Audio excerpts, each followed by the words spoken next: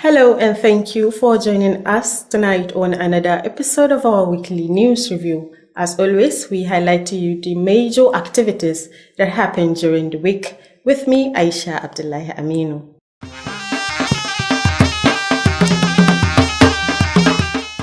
During the week under review, we reported to you that the Governor of Taraba State, Abu Kefas, commissioned the J. Allen Road Network project as part of activities marking the third anniversary of the Ahmed Aliyu-led administration. The 5-kilometer road project interconnected Buzai, Argungu, Gobir, and Lanzu roads across the J. Allen axis of the state capital. Our government house correspondent, Nasser Abubakar Kiri, completes the story.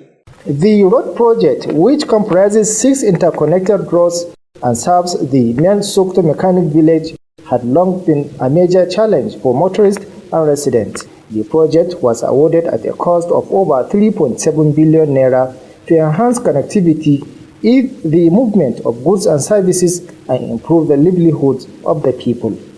Speaking at the event, Governor Ahmed Aliyu said road infrastructure remains one of the top priorities of his administration. Governor Aliyu described the project as part of his urban renewal program aimed at modernizing the state capital and commended the Ministry of Lands and Housing, the project team for delivering quality work, and residents of the area for their patience and cooperation throughout the construction period. As you commission this road network today, I urge residents, motorists, and all the users to take collective ownership of this valuable public asset by ensuring its proper use, safeguarding it against misuse, and supporting its maintenance. Public infrastructure belongs to all of us, and its preservation is a shared responsibility on to both present and the future generation.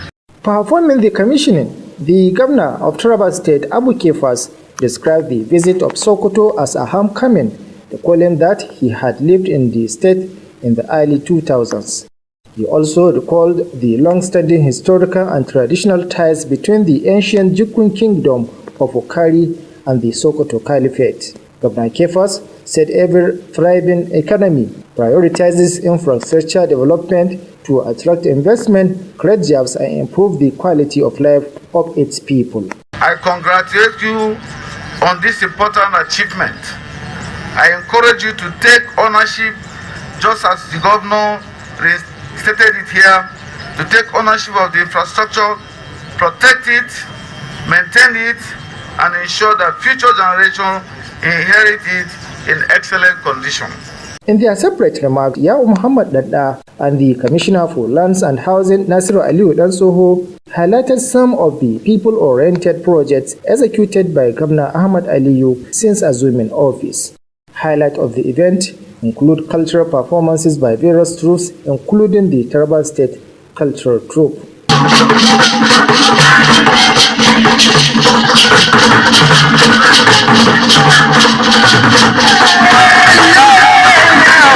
Reporting from Government House, Sokoto, I am Nasser Abubakar Kiri. On the week, we also reported to you that the Sokoto state government has flagged off the distribution of HIV testing kits to more than 120 HIV testing centers across the state. The flag-off ceremony took place at the Sokoto State Medical Store and Supplies Management Agency in the Rinjin Sambu area of the state metropolis. Health Correspondent report. Speaking at the event, the Sokoto State Commissioner for Health, Dr. Faruk Umar Abubakar, reaffirmed the state government's commitment to sustaining the fight against HIV/AIDS. Dr. Abubakar said the distribution of the HIV testing kits was aimed at ensuring that the state HIV prevalence rate remains below 0.4%. So including the HIV patient, and we are committed to sustaining the 95% of advocacy, 90% of prevention, and 90% of treatment of this patient.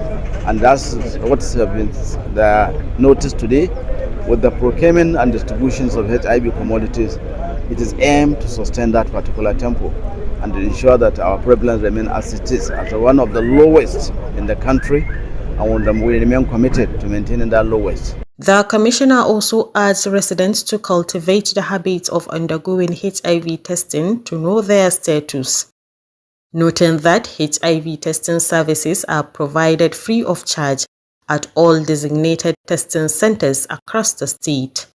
Earlier, the special advisor on SOSACAT, Sada Ibrahim Durbawa, disclosed that HIV testing kits had been distributed to 136 HIV testing centers across the state to strengthen access to testing services. So all these centers are going to benefit from these commodities, and as well as other development partners that are supporting the state.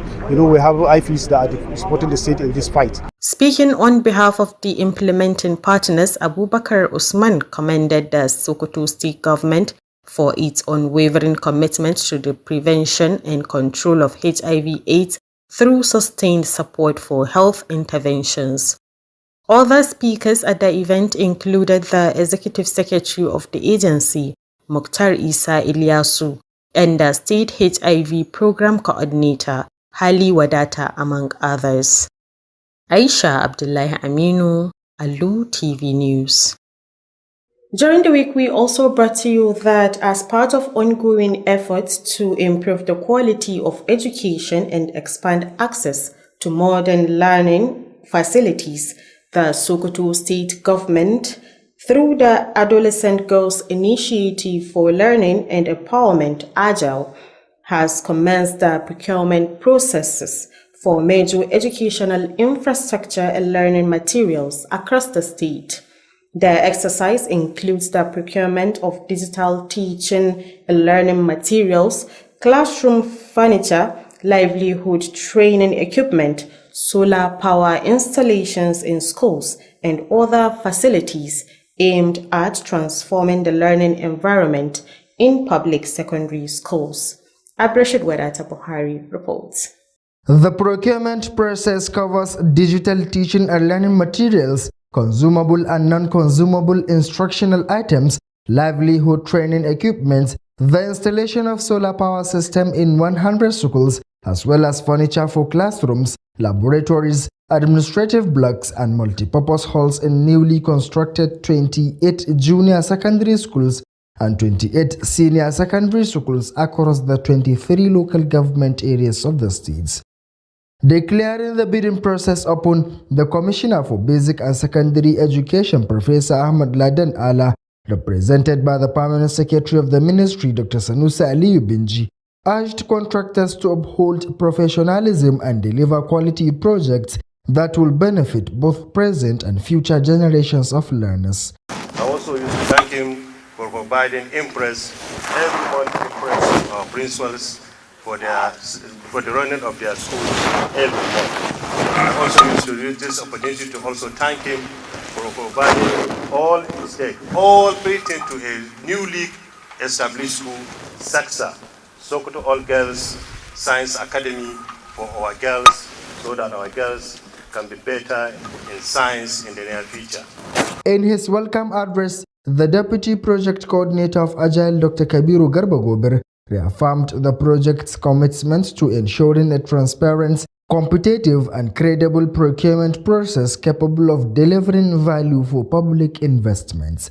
Goodwill messages were delivered by the Executive Secretary of the Female Education Board, Malam Shehu Aliyu, the Director of Quality Assurance Arabic and Islamic Education Board, Sani Garba, the representative of the State Due Process Office, Nasiru Shehu, the representative of Saki Bilyaminu, and the President of ANCOPS, Muhammad Iqililu.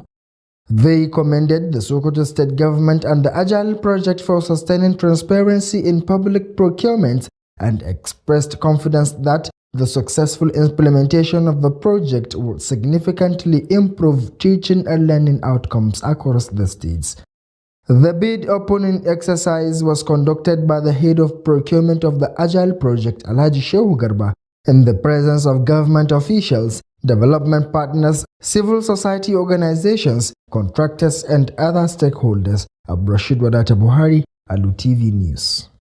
And also on the week, we also reported to you that a member representing Sokoto South 2 constituency in Sokoto State House of Assembly, Honorable Aminu Garba Gidadu, has presented a motion calling for urgent intervention to address the persistent poor GSM and internet services affecting residents across Sokoto State.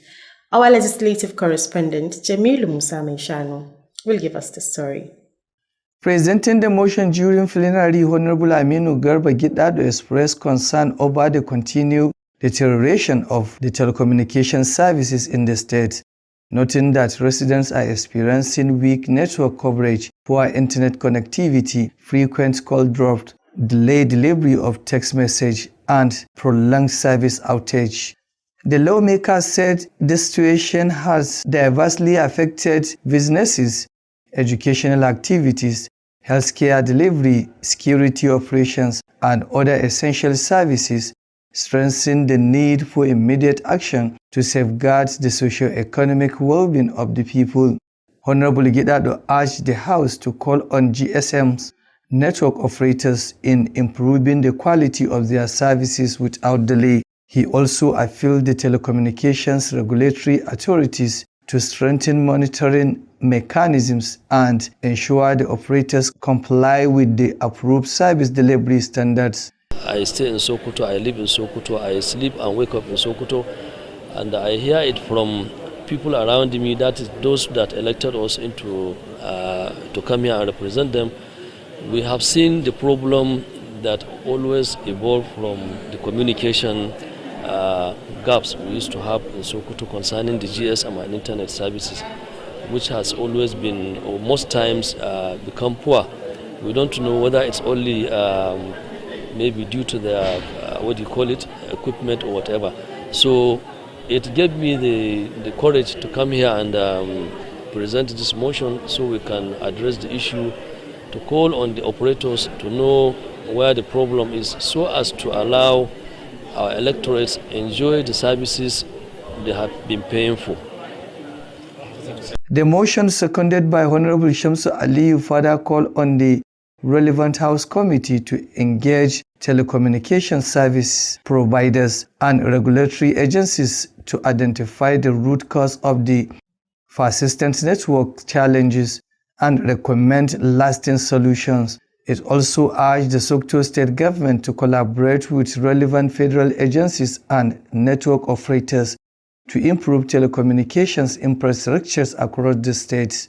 Contributing to the debates, members including Honorable Mustafa Abdullahi, Honorable Bello Idris Chumola, Honorable Abdullahi Muhammad Randa, and Honorable Abubakar Shehu Yabo unanimously supported the motion, described reliable telecommunication service as essential for economic growth, public safety, and effective governance. Ruling on the motion, the Speaker of the House, Honorable Tukur Balabo Dinga, announced the House unanimous resolution calling on the relevant regulatory authorities and telecommunication service providers to urgently address the challenges and improve GSM and internet service across Sokoto State. Jamilu Musa Meshano from Sokoto State House of Assembly, Alu TV News.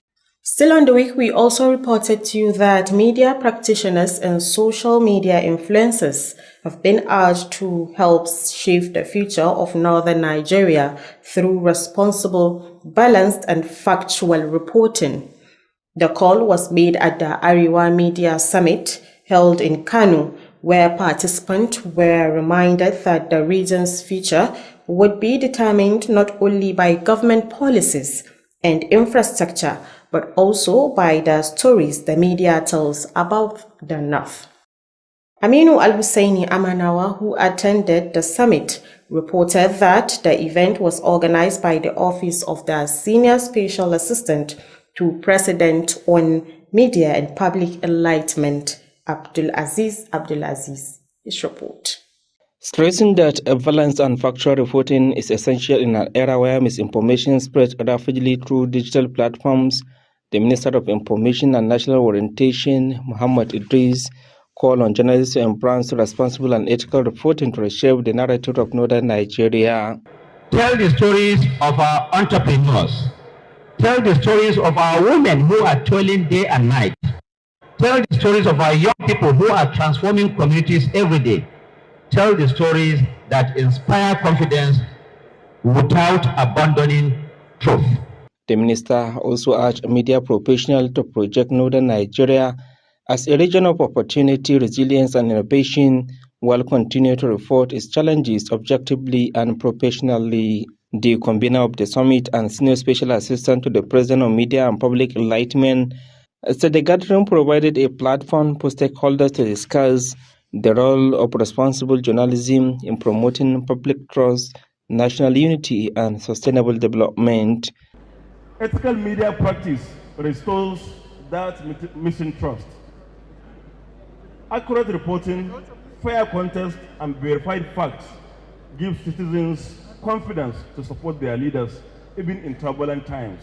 He stressed that no society will achieve meaningful progress in an atmosphere of distrust and misinformation. Commended the organizers for convening the summit, the Kano State Governor Abba Kabir Yusuf, describing it as timely initiative aimed at strengthening the role of the media in promoting accountability, good governance, and national development. Citizens' effort, accountability, responsibility, and ethical media practice. The summit brought together representatives from 19 northern states who discussed the importance of professional journalism, accountability, and responsible reportage in shaping the region's future.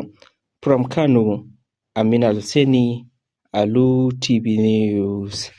During the week under review, we also brought to you that the Sokoto state government has reaffirmed its commitment to promoting quality education and improving young people through strategic partnerships with academic institutions and other stakeholders.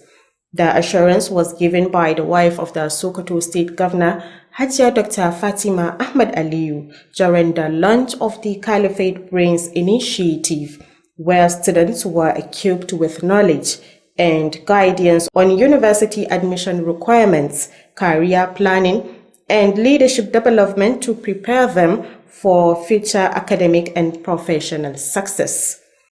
The report. Speaking at the event, Hajia Dr. Fatima Ahmad Aliyu said the Sokoto state government would continue to introduce more educational initiatives through collaboration with relevant institutions to promote academic excellence and human capital development. She urged the participants to remain committed to their studies, strive for excellence, and grow into responsible leaders who will contribute meaningfully to the development of Sokoto State and the nation. Education and youth development remain among the highest priorities of this administration. The government of Sokoto State will continue to partner with credible organizations, development partners, educational institutions, and community groups whose programs promote learning, innovation, capacity building, and youth empowerment.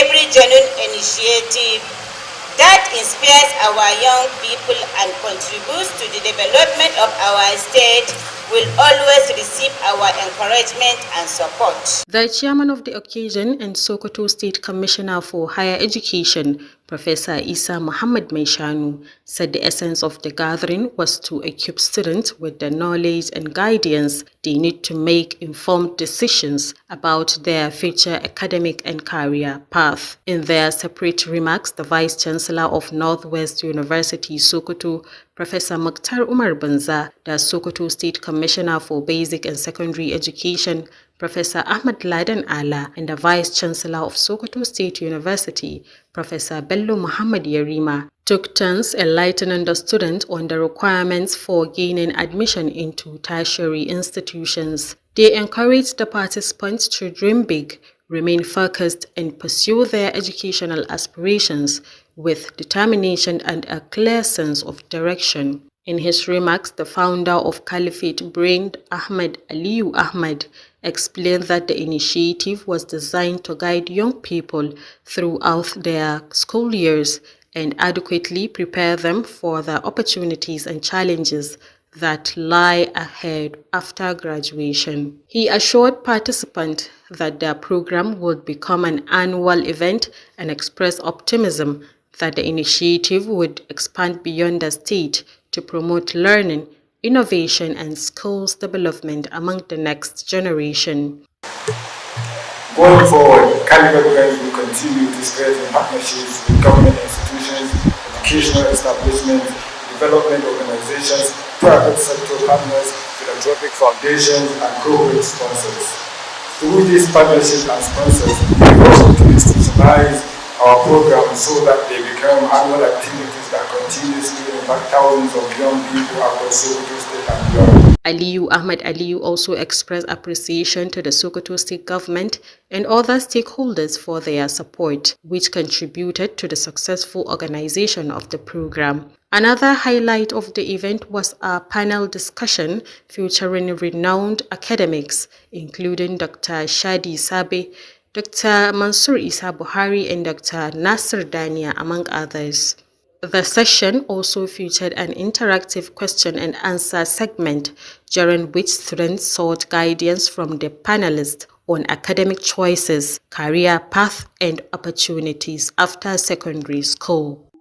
During the week, we also reported to you that the Sokoto State government has spent over 65 billion naira on the procurement of patrol vehicles, motorcycles, and other security equipment to combat insecurity, as the federal government directed security forces to shoot armed bandits on sight without waiting for further orders. Governor Ahmed Aliyu disclosed this during the distribution of security armored vehicles, motorcycles, and other equipment to security agencies as part of activities marking the 3rd anniversary of his administration. Government House correspondent Nasir Abubakar Kiri completes the story. The patrol vehicles and other equipment were procured to enhance security operations, particularly in volatile areas affected by banditry across the state. Speaking at the event, Governor Ahmed Aliyu said Sokoto State, which shares borders with two banditry epicenters of Katsina and Zamfara State, has also been facing serious security challenges. To reverse the trend, he said his administration resolved to provide the necessary support to security agencies, including the procurement of 200 patrol vehicles and motorcycles, as well as restoring and increasing the monthly allowances for security personnel deployed to volatile areas. To further strengthen security surveillance, the governor said his administration has earmarked another 22 billion naira for the procurement of more than 62 patrol vehicles, 320 motorcycles, 2,000 communication gadgets, and 10 additional Hilux vans for the Federal Ministry of Works to facilitate the ongoing Lagos-Badagry-Sokoto Superhighway project. He also disclosed that a bill has been presented to the Sokoto State House of Assembly seeking to outlaw the activities of informants aiding bandits. Security remains the bedrock upon which every meaningful development thrives. Without peace and security, there can be no sustainable progress. In his address, the special guest of honor, General Christopher Musa, retired, commended Governor Ahmed Aliyu for procuring the security vehicles, noting that stronger collaboration between the federal and state governments would help tackle insecurity in Sokoto State and the country at large. This event is not merely the unveiling of security assets, it's a demonstration of strategic leadership, responsible governance, and our collective determination to strengthen the security architecture of Sokoto State and Nigeria as a whole.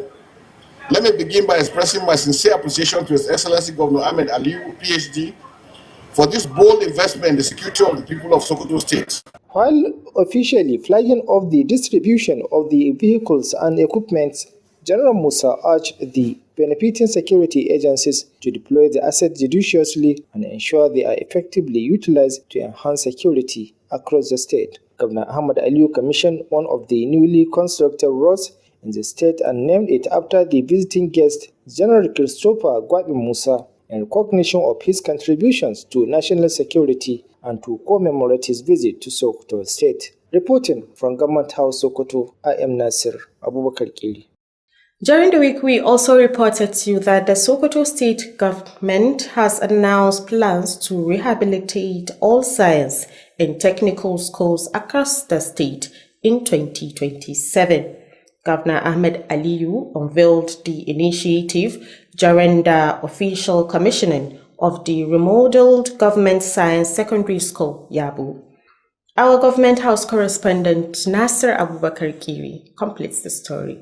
The remodeled Government Science Secondary School Yabo is one of the pioneering institutions that has produced many eminent personalities and scholars in the Old Sokoto State and the Northwest region at large. Speaking at the emotional event, Governor Ahmed Aliyu, who is also an alumnus of the institution, said that since assuming office, his administration has consistently allocated a significant portion of the state budget to the education sector in line with the UNESCO's recommended minimum threshold of 15% budgetary allocation. He said science and technical education has received top priority under his administration, with premier institutions such as Government Science Secondary School Yabo, Nagarta College, Government Science Secondary School Benji, and Government Technical College Rangers Sambo remodeled and upgraded to modern standards. The governor also disclosed that the school feeding allowance has been reviewed upward to 300% for students in a day, while laboratory equipment and instructional materials had been provided to enhance teaching and learning. He further announced that additional science and technical schools had been captured for the comprehensive rehabilitation in the 2027 fiscal year. When I was admitted into this school, it had some of the best infrastructure, well-equipped science laboratories, and a wide range of extracurricular activities. Governor Ahmed Aliyu recalled his memorable years as a student of the institution in the late 80s and appreciated his former teachers and fellow alumni for attending the event, describing the gathering as a renewal of the bond of unity and fraternity among all students. Earlier, the Sokoto State Commissioner for Science and Technology, Professor Atahiru Ahmad Sifawa, commended Governor Ahmed Aliyu for prioritizing science and technical education and for giving back to his alma mater. He particularly praised the governor for appointing Alhaji Abdullahi Dangaladima, the district head of Sabon Birni, describing the gesture as a testament to the governor's commitment to rewarding teachers during their lifetime. Therefore, as much as we gather to celebrate the remodeling and upgrade of Government Science Secondary School Yabo and all those associated with it, for this landmark transformation, we are also here to salute this great institution for producing to us, to Sokoto State and to humanity, this great personality in the person of Dr. Ahmed Aliyu Sokoto. In their separate goodwill messages, alumni and retired teachers of the school shared emotional memories of their time at the institution and commended Governor Ahmed Aliyu for the remarkable transformation of the school. Other dignitaries who spoke at the event included the Chief of Staff to Sokoto State Government, Alhaji Aminu Halliru Dukko, and the Chief of Staff and his Kebbi State counterpart, Barrister Atahir Machidu, a former Vice Chancellor Usmanu Danfodio University Sokoto, Professor Risko Araba Shehu, among others. Highlight of the event was the official commissioning of the remodeled school by the Sarkin Gwabir of Sabon Birni, Alhaji Abdullahi Dangaladima. Reporting from Government House Sokoto, I am Nasir Abubakar Kili. On behalf of the news producer and production team, I remain Aisha Abdullahi Aminu, saying bye-bye for now.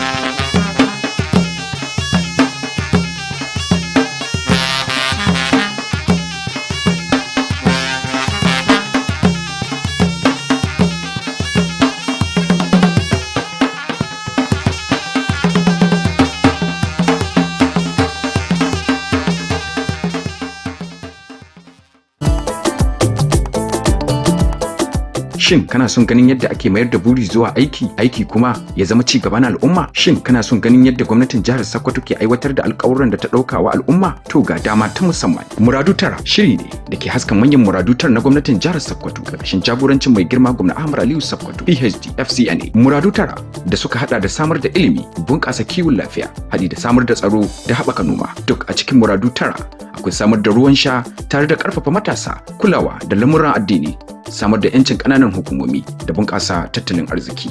Muradu Tara na kawo muku sahihan bayanai, ayyuka a ƙasa da kuma nasarorin da ke sauya rayuwar jama'a a faɗin jihar Sokoto. Ku kalla, ku gani kuma ku shaida yadda ake gina Sokoto mai cike da ci gaba, walwala da wadata. Ku kasance tare da Muradu Tara a kowace ranar Litinin daga karfe 10 zuwa 10:30 na dare a Alu Tv Nigeria. Kana a maimaita shirin a ranar Alhamis daga karfe 7 zuwa 7:30 na dare. Kada ku bari a baku labari. Muradu Tara, muradun jama'a, ayyukan gwamnati, ci gaban jihar Sokoto. Wannan shirin gwamnatin jihar Sokoto ce ta ɗauki nauyin shi. A duk mako, Alu TV Nigeria, muryar ci gaba, madubin al'umma.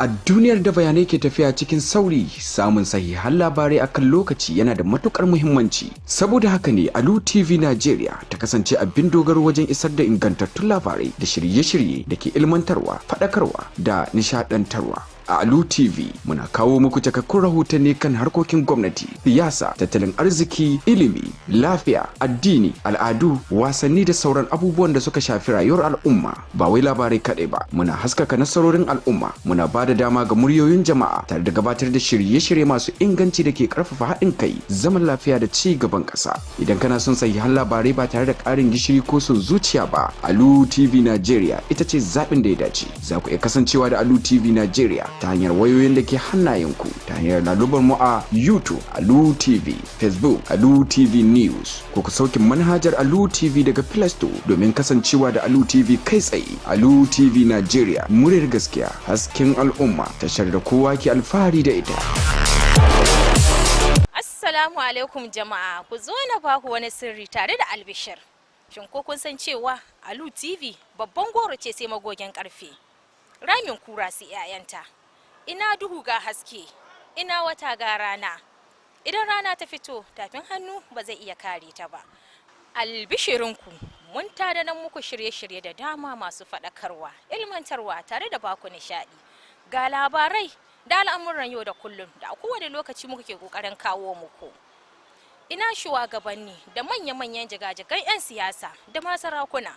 Ku zo domin tallata manufofinku da ma yayata irin ci gaban da kuka samar wa al'ummarku. Ina manya-manyan 'yan kasuwa, ina ƙananan 'yan kasuwa masu son su haɓaka kasuwancinsu. Shin ko kun san cewa branding da packaging ba shi kaɗai ne kasuwanci ba? Tallama tana taimakawa, domin kuwa mai talla shi yake da riba. Shin ko kun san cewa za mu iya tallata muku hajojinku a gane su a ƙasashe daban-daban na duniya? A Alu TV, ku samu masu saye, ga riba har da ribibi. Ku zo mazauninmu da ke Zulen a nan cikin ƙwaryar birnin Sokoto a farashi mai sauƙi da rahusa. Ku kasance tare da mu a YouTube a Alu TV ko kuma Facebook a Alu TV News ko kuma sauke manhajar Alu TV a Play Store. Sunana Nafisa Kabiru.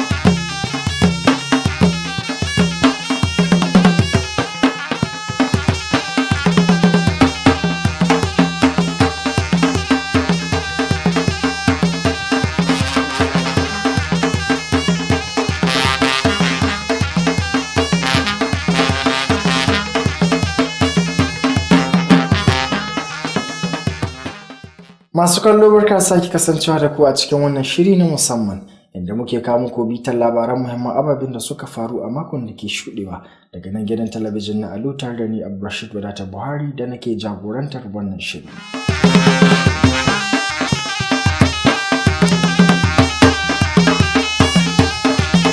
To a wannan makon ma mun labarto muku cewar a jerin bukukuwan da aka shirya domin cikar gwamnan jihar Sokoto shekaru 3 akan karagar mulki, takwaransa gwamnan jihar Taraba wato Abu Kefas ya gabatar da titunan da aka samar a unguwar J. Allen domin ƙara bunƙasa sha'anin tattalin arziki a birnin jihar Sokoto. Wakilin mu Nasir Abubakar Kiri na ɗauke da cigaban wannan rahoton. Aikin hanyoyin mai ɓangarori 6 wanda ke kaiwa zuwa ga babbar cibiyar kanikanci ta Sokoto ya daɗe yana zama babban ƙalubale ga masu tuka ababen hawa. Aikin wanda aka ware wa zunzurutun kuɗi naira tiriliyan 3.7 yana da manufar sauƙaƙa zirga-zirgar jama'a da ababen hawa da kuma inganta rayukan jama'ar yankin. Da yake jawabi yayin bikin, gwamna Ahmad Aliyu ya ce aikin shimfiɗa hanyoyi na ɗaya daga cikin muhimman ɓangarori da gwamnatinsa ta baiwa fifiko. Gwamnan ya kuma bayyana aikin a zaman wani ɓangare na ƙoƙarin gwamnatinsa na zamanantar da babban birnin jiha, inda ya kuma yaba wa ma'aikatar filaye da gidaje ta jiha da sauran masu ruwa da tsaki wurin aikin hanyar akan gudanar da aiki mai inganci, da ma kuma jama'ar yankin akan haƙuri da juriya da mahaɗin kan da suka bayar yayin gudanar da wannan aikin. Da yake ƙaddamar da aikin, gwamnan jihar Taraba Abu Kefas, wanda shine babban bako a wurin bikin, ya bayyana ziyararsa zuwa Sokoto a zaman ziyarar gida, saboda a cewarsa ya zauna a jihar Sokoto a tsakiyar shekarun 2000. Haka zalika ya bayyana da daɗaɗɗar alaƙar da ke tsakanin masarautar Sokoto da daular Jukunawa ta garin Wukari, wanda ya ce ta wanzu tsawon shekaru da suka gabata. Gwamna Kefas ya bayyana cewa duk wata al'umma a duniyar nan tana ƙoƙarin inganta tattalin arzikinta ta hanyar haɓaka ababen morewa jin daɗin rayuwa domin ƙirƙirar ayyukan yi da kuma samar da zuba jari da ma kuma inganta rayukan jama'a. A jawabansu daban-daban, Ya'u Muhammad Ɗanɗa da kuma kwamishinan filaye da gidaje na jiha Nasir Aliyu Dan Tsoho sun zayyano wasu muhimman ayyuka na raya ƙasa da gwamnatin Ahmad Aliyu ta aiwatar a tsawon lokaci tun bayan kama aikin gwamnatin. Yayin bikin an baje al'adun gargajiya daga ƙungiyoyi daban-daban, ciki kuwa har da ƙungiyar al'adun gargajiya ta 'yan asalin jihar Taraba.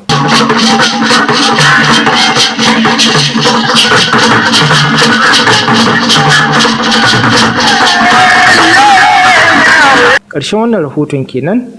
Nasir Abubakar Keri daga fadar gwamnatin jihar Sokoto. So a bangaren lafiya ma mun labartar muku cewa gwamnatin jihar Sokoto ta kaddamar da raba kayan nan na auna ciwon nan mai karya garkuwar jiki wato HIV a cibiyoyi 120 da ke jihar Sokoto na wannan gwaji ga daukacin al'ummar da ke buƙatar gwajin na ciwo mai karya garkuwar jiki wato HIV. Wakiliyar mu a bangaren lafiya Abdullahi Aminu tana dauke da cigaban wannan rahoton. Da yake jawabi a wurin taron, kwamishinan lafiya na jihar Sokoto, Dr. Faruk Umar Abubakar, ya sake jaddada ƙudurin gwamnatin jihar na ci gaba da ƙarfafa yaƙi da cuta mai karya garkuwar jiki. Dr. Faruk Umar Abubakar ya bayyana cewa rabon kayayyakin gwajin cutar an yi shi ne domin tabbatar da cewa yawan masu ɗauke da cutar ba zai haura daga kaso 0.4 cikin 100 kamar yadda yake a yanzu. Wannan gwajin shi zai sa a san cewa waɗanda Allah ya tsare ko kuma waɗanda suka samu kuma a cewa da ba su magani. Ƙudurin nan na samar da kashi 95 na rigakafi, kashi 95 na magani da kuma kashi 95 na wayar da kai, wanda ita hukumar da ke kula da wannan ma'aikata ta yaƙi da garkuwar jiki ta HIV ta kaddamar, kuma jihar Sokoto muka tabbatar da shi, ya tabbatar da samar da waɗannan kayayyaki. Shi ya ƙudurin mai girma gwamnati cewa jama'a jihar Sokoto su zama sun kawu daga wannan ciwon. Kwamishinan ya kuma yi kira ga al'ummar jihar da su rika zuwa gwajin cutar domin sanin matsayin lafiyarsu. Yana mai bayyana cewa ana gudanar da gwajin kyauta a duk cibiyoyin gwaji da aka aminta da su a faɗin jihar. Tun da farko dai, mai baiwa gwamna shawara na musamman kan hukumar yaƙi da kawar da cuta mai karya garkuwar jiki ta jiha, Sada Ibrahim Durbawa, ya bayyana cewa an raba kayayyakin gwajin ne ga cibiyoyi guda 136 a faɗin jihar domin ƙara inganta samun damar gudanar da gwaje-gwajen. Kuma muna kira ga al'ummarmu da su hito domin su san matsayinsu game da abin da shahi cutar mai karya ciki, saboda cuta ce wadda ba a gani a huska, ba a gani ta a rubuce, sai ka zo an yi gwaji. Da yake jawabi a madadin abokan tallafawa, Abubakar Usman ya yaba wa gwamnatin jihar Sokoto bisa jajircewarta wajen daƙilewa da kuma shawo kan cuta mai karya garkuwar jiki ta hanyar ci gaba da tallafawa shirye-shiryen bunƙasa harkokin lafiya. Sauran waɗanda suka gabatar da jawabai a taron sun haɗa da babban sakataren hukumar Muktar Isa Ilyasu da mai kula da shirin cutar na jiha Hali Wadata da sauran manyan baƙi. Aisha Abdullahi Aminu, labaran Alu TV. To idan muka leƙa a zauren majalisar dokoki kuwa mun labarto muku cewa dan majalisa mai wakiltar gundumar Sokoto ta Kudu ta Honorable Aminu Gidado ya gabatar da ƙuduri a gaban majalisar domin neman zama da kamfanoni masu samar da sadarwa a tsakanin al'umma, wato kamar MTN da Airtel, bisa ga ƙarancin ingancin ayyukan na'ura da suke gabatar ma al'ummar jihar Sokoto. Wakilinmu na zauren majalisar Jamilu Musa Mai Shanu na ɗauke da ci gaban wannan rahoton. A yayin gabatar da ƙudurin a zaman majalisar, ɗan majalisa mai wakiltar mazaɓar Sokoto ta Kudu ta biyu, Honorable Aminu Garba Gidado, ya bayyana damuwarsa kan ci gaba da taɓarɓarewar ayyukan sadarwar wayar salula a faɗin jihar Sokoto. Ya ce al'umma na fuskantar matsalolin rashin ƙarfi na siginar sadarwa, ƙarancin ingancin intanet, katsewar kira akai-akai, jinkirin isar da sakonnin test da kuma yawan ɗaukewar sabis na tsawon lokaci. Ɗan majalisar ya ce wannan matsala ta yi mummunan tasiri ga harkokin kasuwanci, ilimi, kiwon lafiya, ayyukan tsaro da sauran muhimman ayyukan rayuwar al'umma. Ya jaddada cewa akwai buƙatar ɗaukar matakan gaggawa domin kare walwala da ci gaban tattalin arzikin al'ummar jihar. Honorable Aminu Garba Gidado ya buƙaci majalisar ta yi kira ga kamfanonin sadarwa na GSM da su inganta ayyukansu cikin gaggawa. Haka kuma ya roƙi hukumomin da ke kula da harkar sadarwa da su ƙara sanya ido tare da tabbatar da cewa kamfanonin suna bin ƙa'idojin ingancin ayyukan da aka amince da su. Three local governments muna samun ƙorafe-ƙorafe ga al'umma kuma muna gani da idanunmu. Hatta ku da kuke yi min wannan interview yanzu kuna da tabbacin cewa services ɗinmu na intanet yana da rauni kwarai da gaske a jihar Sokoto. Wasu lokuta ma sukan kawo muna matsaloli na rashe-rashe, rashin lahiyoyi da matsalar rashin tsaro lokacin da services ɗin nan suke zama cikin rauni. Don haka na ga ya dace in kawo wannan kuka na zauren majalisa domin a nemi mafita yadda za a bincika wannan matsala, a kira inda abin ya shafa domin su yi majalisa bayani. Ƙudurin wanda Honorable Shamsu Ali ya mara wa baya ya kuma buƙaci kwamitin majalisar da abin ya shafa ya tattauna da kamfanonin sadarwa da hukumomin da ke sanya ido a fannin domin gano ainihin musabbabin matsalolin sadarwar da suka daɗe suna addabar al'umma, tare da gabatar da hanyoyin magance su na dindindin. Har ila yau, ƙudurin ya buƙaci gwamnatin jihar Sokoto ta haɗa kai da hukumomin tarayya da kamfanonin sadarwa domin inganta kayayyakin na sadarwa a faɗin jihar. Yayin da ake tattauna ƙudurin, mambobin majalisar da suka haɗa da Honorable Mustapha Abdullahi da Honorable Bello Idris Cimola da Honorable Abdullahi Muhammad Randa hadi da Honorable Abubakar Shehu Yabo sun nuna cikakken goyon bayansu ga ƙudurin.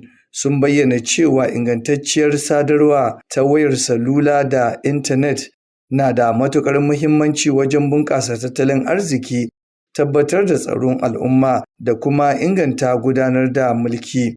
Hukuncin da aka yanke kan ƙudurin kakakin majalisar dokokin jihar Sokoto, Honorable Tukur Bala Bodinga, ya sanar da amincewar majalisar baki ɗaya da ƙudurin, inda ya yi kira ga hukumomi da abin ya shafa da kamfanonin sadarwa da su ɗauki matakin gaggawa wajen magance matsalolin sadarwa tare da inganta ayyukan salula da intanet a faɗin jihar Sokoto. Ƙarshen rahoton kenan. Jamilu Musa Mai Shanu daga Majalisar Dokokin Jihar Sokoto, labaran Alu TV. To idan muka leƙa jihar Kano kuwa gagarumin taron da ya gabata na yankin Arewa na masu yada labarai da ma masu amfani da kafafen sada zumunta na zamani an yi kira ga waɗanda ke da ruwa da tsaki musamman a wannan sha'ani da su ƙara ƙaimi wajen ci gaba da gudanar da ayyukan da za su kawo haɗin kai da ma ci gaba al'umma da zaman lafiya. Wakilin mu da ya samu halartar taron Aminu Hussaini Amanawa ya kalato mana abin da zai gabatar. Da yake nanata muhimmancin da ke akwai na tantance labari da ma ba kowane bangare damarsa, musamman daidai lokacin da labaran ƙarya ke bazuwa a shafukan sada zumunta. Ministan yaɗa labarai da wayar da kai na ƙasa ya bayyana buƙatar da ke akwai ga 'yan jarida da su ci gaba da kasancewa masu bin dokokin aikin jarida, musamman na canza tunanin da ya shafi arewacin Najeriya. Ministan haka ma ya bayyana buƙatar da ke akwai ga ƙwararru da cewa su ci gaba da fito da ɗimbin damammakin da arewa ke da ita da kuma fitowa da matsalolin da arewa ke fuskanta amma ta hanyar ƙwarewa. Wanda ya assasa taron babban mataimaki na musamman ga shugaban ƙasa kan kafafen yaɗa labarai da wayar da kan al'umma ya bayyana cewa taron an shirya shi ne domin tattauna hanyoyin da 'yan jarida za su dawo da martabar yadda samar da haɗin kai a tsakanin 'yan ƙasa da ma samar da ci gaba mai ɗorewa. Da yake yabawa namijin kokarin waɗanda suka shirya taron, gwamnan jihar Kano Abba Kabir Yusuf ya bayyana taron a matsayin wanda ya zo daidai lokaci, wanda ya bayyana cewa kafafen yaɗa labarai na taka muhimmiyar rawa wajen tabbatar da kyakkyawan shugabanci da ma ci gaban ƙasar nan. Taron dai ya kasance fage da wakilai daga jihohi 19 na arewa suka haɗu domin tattauna abin da ya shafi aikin jarida da kuma irin wanda ke akwai na taka rawar ce da yankin arewacin Najeriya a gaba. Daga Kano, Amina Luseni, labarun Alu TV. To idan muka sake koma bangaren ilimi kuwa mun labartar muku cewa mai ɗakin gwamnan jihar Sokoto Hajiya Fatima Ahmed Aliyu ta gabatar da cewa gwamnatin jihar za ta ci gaba da ƙara ƙaimi wajen ƙara bunƙasa sha'anin ilimi musamman a matakin farko ta ƙara hanyar haɗa kai da masu ruwa da tsaki da ma duka cibiyoyin da ke samar da ilimi domin ƙara bunƙasa sha'anin ilimi a jihar Sokoto. Wakiliyar mu Aisha Abdullahi Aminu ta kalato mana wannan rahoton. Da take jawabi a wurin taron, Hajiya Dr. Fatima Ahmed Aliyu ta bayyana cewa gwamnatin jihar Sokoto za ta ci gaba da bullo da sabbin tsare-tsaren bunƙasa ilimi ta hanyar haɗin gwiwa da cibiyoyi masu ruwa da tsaki domin inganta ilimi da ma sauran al'umma baki ɗaya. Ta kuma yi kira ga ɗalibai da su kasance masu jajircewa wajen karatunsu, su yi ƙoƙari tukuru tare da zama shugabanni na gari da za su bayar da gudunmawa wajen ci gaban jihar Sokoto da ƙasa baki ɗaya a nan gaba. Kuma ni kaina a matsayina na uwa kuma malama zan ci gaba da ba ku goyon baya da gudunmuwa a duk lokacin da bukata haka ta taso domin ganin cewa an taimaka ma matasanmu an yaye musu wani duhu da ke damunsu. Shi ma da yake nasa jawabin, shugaban taron kuma kwamishinan ilimi mai zurfi na jihar Sokoto, Farfesa Isa Muhammad Mai Shanu, ya ce manufar taron ita ce baiwa ɗalibai ilimi da shawarwarin da za su taimaka musu wajen zartar da shawarwari game da makomar karatunsu. A jawabinsu daban-daban, shugaban jami'ar Northwest Sokoto, Farfesa Muktar Umar Banza, kwamishinan ilimin firamare da sakandare na jihar Sokoto, Farfesa Ahmad Ladan Ala, da shugaban jami'ar jihar Sokoto, Farfesa Bello Muhammad Yarima, sun wayar da kan ɗaliban kan ƙa'idoji da sharuɗan samun guraben karatu a makarantun gaba da sakandare. Sun kuma ƙarfafa musu gwiwa da su kasance masu babban buri, su ci gaba da mayar da hankali kan karatunsu tare da neman cimma burinsu na ilimi cikin jajircewa da tsari mai kyau. A nasa jawabin, wanda ya kafa ƙungiyar Caliphate Brain, Aliyu Ahmad Aliyu, ya bayyana cewa an ƙirƙiro wannan shiri ne domin yi wa matasa jagoranci tun daga lokacin karatunsu tare da shirya su yadda ya kamata domin cin gajiyar damammaki da ma fuskantar ƙalubalen da ke gabansu bayan kammala karatu. Ya tabbatar wa mahalarta taron cewa shirin zai zama na shekara-shekara tare da bayyana fatan cewa zai faɗaɗa shi zuwa wani mataki domin ƙarfafa ilimi, kirkire-kirkire da haɓaka ƙwarewa a tsakanin matasa masu tasowa. Insha Allah za mu dage mu ci gaba da neman haɗin kan malamanmu waɗanda suka taimaka mana suka ba mu shawara. Haka ma ya kuma gode wa gwamnatin jihar Sokoto da sauran masu ruwa da tsaki bisa irin goyon bayan da suka bayar, wanda ya taimaka wajen nasarar shirya wannan shiri. Wani muhimmin bangare na taron shine zaman tattaunawa da ƙwararrun masu ilimi, wanda ya haɗa da Dr. Shadi Sabe, Dr. Mansur Isa Buhari, da Dr. Nasir Daniya tare da sauran masana. Haka kuma an gudanar da zaman tambayoyi da amsoshi, inda ɗalibai suka samu damar neman shawarwari daga masana kan zaɓin fannonin karatu da damar da ke akwai bayan kammala karatun sakandare. Aisha Abdullahi Aminu, labarun Alu TV. So anan ma dai mun labartar muku cewa a yayin da ake gabatar da bukukuwan cikar shekaru 3 na gwamnan jihar Sokoto akan karagar mulki, gwamnatin ta bayyana cewa ta kashe kimanin biliyan 67 wajen siyo kayan da za su samar da aikin inganta tsaro a jihar Sokoto, inda gwamnatin tarayya ta bayar da umarnin halbe duk wani dan bindiga ko mai aikin fashi da makami da aka sama da daidai lokacin da jami'an tsaro suka yi arba da shi ba tare da jiran wani doka daga sama ba. Wakilinmu na farar gwamnati Nasir Abubakar Kiri ya rawaito mana cewar a gabatar da wannan ne yayin da gwamnan jihar Sokoto da ma ministan tsaro na ƙasa suke gabatar da wasu motoci na zamani da ma babura zuwa ga jami'an tsaro domin inganta sha'anin tsaro a jihar Sokoto. Ga rahotonsa. Motocin sintirin da sauran na'urori na zamani da gwamnati ta siyo na da manufar ƙarfafa samamen da jami'an tsaro ke kaiwa musamman a yankunan da ke fama da hare-haren 'yan bindiga a faɗin jihar nan.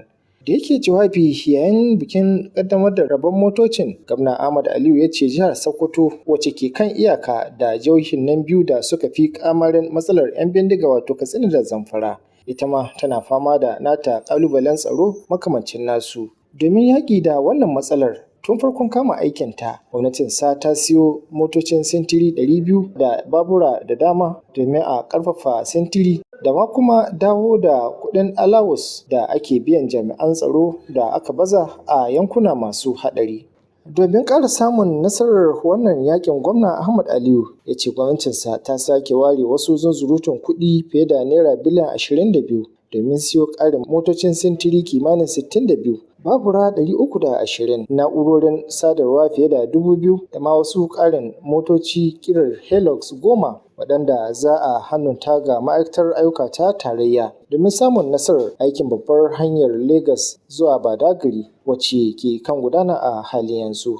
Haka zalika ya bayyana cewa tuni gwamnatinsa ta gabatar da wani ƙuduri gaban majalisar dokoki ta jiha domin haramta aikin infoma da ke tsegunta bayanai ga 'yan bindiga da ma kuma hukunta su daidai da yadda ake hukunta 'yan ta'adda. Kuma a wannan gaba ina shaida ma al'ummar jihar Sokoto cewa shirye-shirye sun yi nisa kwarai da gaske na kafa Command and Control Center, wato wani wuri ne inda ake samu da tantance sirruka na bayanai na dukkanin abin da ke zuwa yana dawowa a faɗin wannan jiha tamu mai albarka. Da yake gabatar da jawabinsa gabanin kaddamar da rabon janar Christopher Musa Marabus, ya yaba gwamna Ahmad Aliyu akan siyo motocin na sintiri, inda ya ce haɗin gwiwa tsakanin gwamnatocin tarayya da na jihohi zai yi matuƙar taimakawa wurin karya lagon 'yan ta'adda a jihar Sokoto da ma ƙasa baki ɗaya.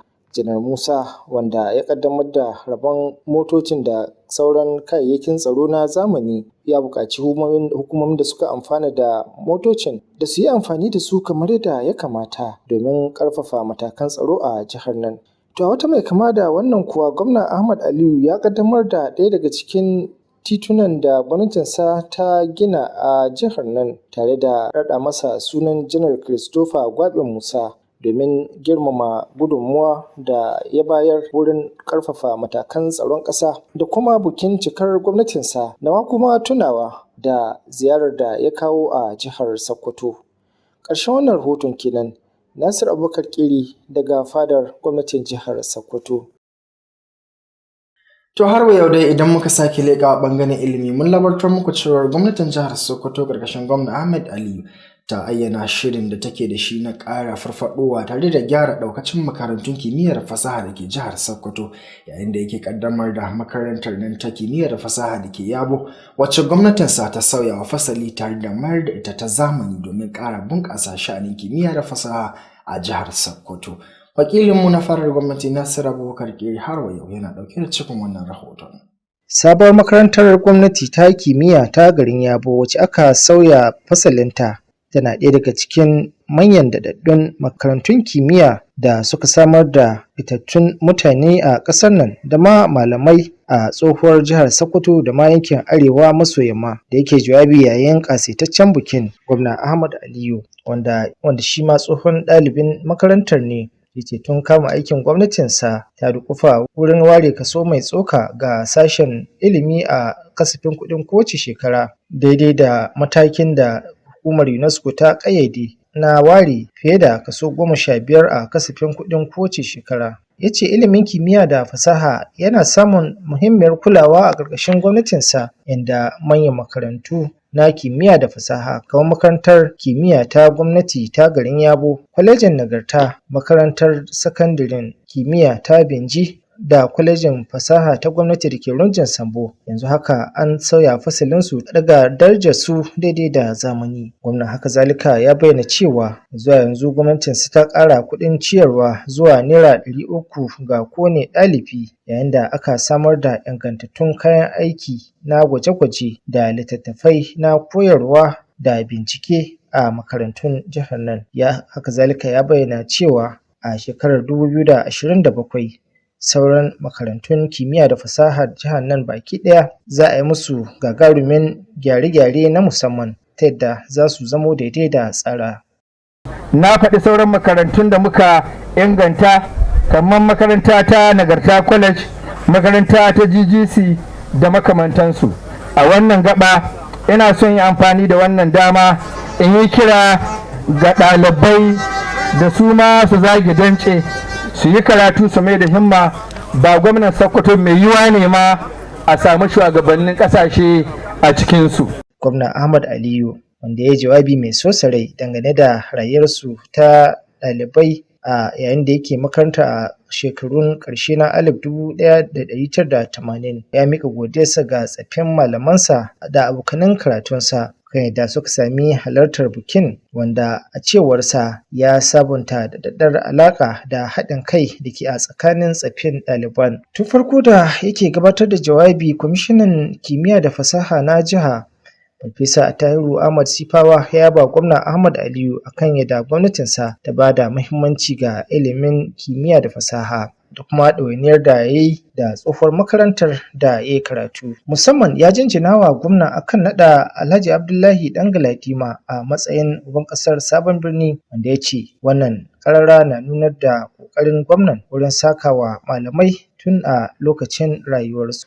A jawabansu daban-daban na fatan alheri, fin ɗaliban makarantar da malamai duk sun yi bayani mai sosa rai dangane da yadda yanayin rayuwarsu ya kasance a makarantar, tare da yaba gwamna Ahmad Aliyu kan yadda ya sauya fasalin makarantar da ma daga martabarta. Sauran muhimman mutanen da suka maganta a wurin taron sun haɗa da shugaban ma'aikata na fadar gwamnatin jihar Sokoto Alhaji Aminu Halliru Dikko, da takwaran aikinsa na jihar Kebbi Barista Tahiru Macedo, da tsohon shugaban jami'ar Usmanu Danfodiyo ta nan Sokoto Rizkuwa Araba Shehu da dai sauransu. Yayin bikin, babban bako kana sarkin gobir na Sabon Birni Alhaji Abdullahi Ɗan Galadima ya jagoranci ƙaddamar da ayyukan da aka aiwatar a makarantar. Ƙarshen wannan rahoton kenan. Nasir Abubakar. So duka ya abin da muka samu damar kama ku kenan a wannan makon, da fatar kun ji daɗin kasancewa da wannan shirin. Idan haka ne ku tarbe mu a wani mako domin jin muhimman ababen da za mu zo muku ɗauke da su.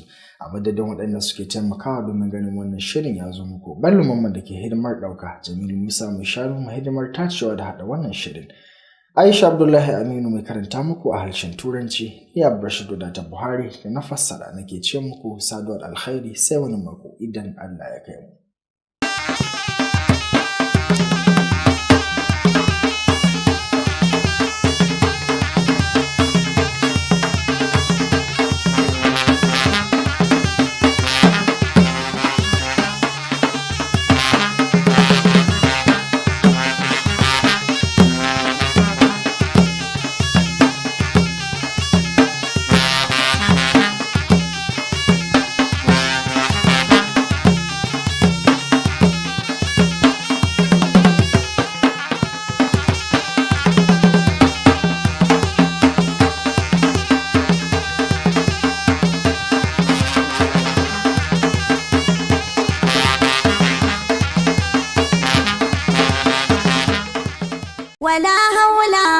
amin, wala quwwata amin, illa billahi gwamna sai Ahmad Sokoto.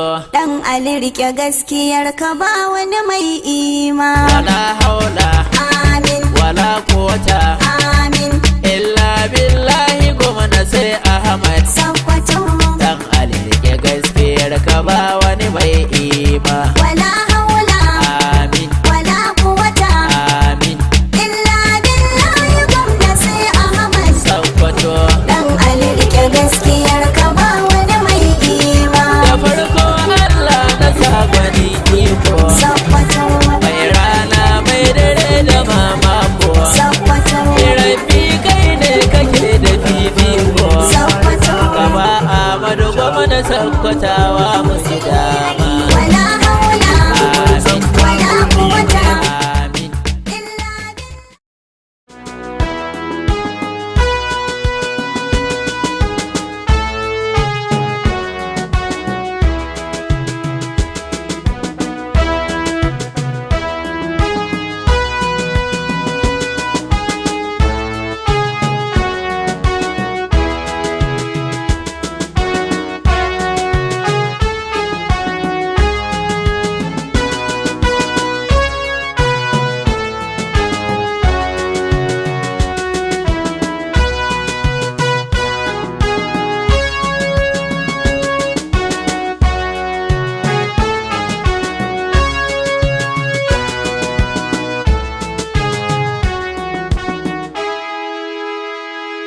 Executive Governor, Dr. Ahmad Ali Sokoto, FCNA, Your Excellency, the former Governor of Sokoto State, and distinguished Senator Dr. Aliyu Magatakar Dawamoko, Sarkin Yamma Sokoto, member, Muslim World League,